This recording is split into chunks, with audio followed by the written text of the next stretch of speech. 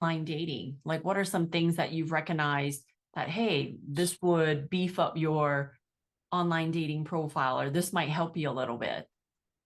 Yeah. So, we have to recognize that online dating, like according to multiple studies, online dating for Asian guys is, very unfair, right? It's an uphill struggle.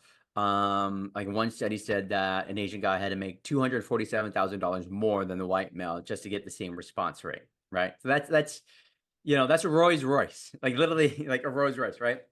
So I don't want guys to think that is impossible, right? But what it does mean is that you probably have to put in a little bit more work than the average mid-white guy, right? So, first of all, the pictures are more important than anything. More important than profile, bio, your opener, whatever, right? It's like picture, picture, and picture, and then maybe like a distant fourth is your bio, right? So when you take a picture, this is a big concept to understand. The female gaze versus the male gaze, right? So breaking that down really quickly, there is like the male gaze, which is very obvious. Whenever we see someone, we tend to be very object specific, right? We see her boobs, we see her butt, whatever. So we think other people view us that way.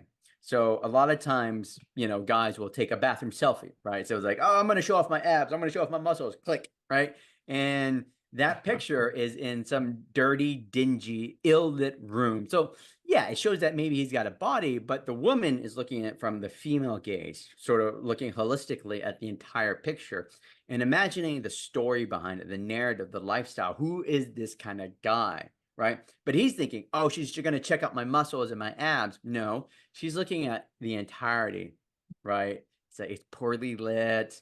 It's kind of grungy. This guy looks like he's a frat bro. And like, yeah, he's got a nice body. And so if I want to roll in the hay, sure, I might hit him up, but there's no long-term potential there. Right. So instead, you want to switch, right?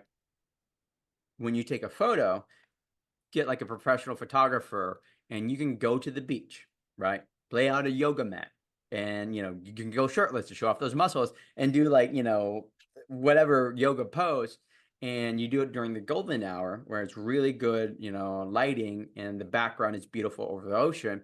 And you've accomplished like physically the same thing. You're still showing off your body, but now there's a story behind it. Now she can project like, okay, this guy seems interesting. He's a little bit outdoorsy, maybe a bit spiritual with the yoga. Oh, and he has a nice body, right? So that is the difference between the male gaze versus the female gaze. So if you're going to take pictures, and again, pictures are the most important, get a professional photographer during the golden hour and try to tell a story because she's going to project some sort of narrative, some sort of story about your lifestyle, your personality, right?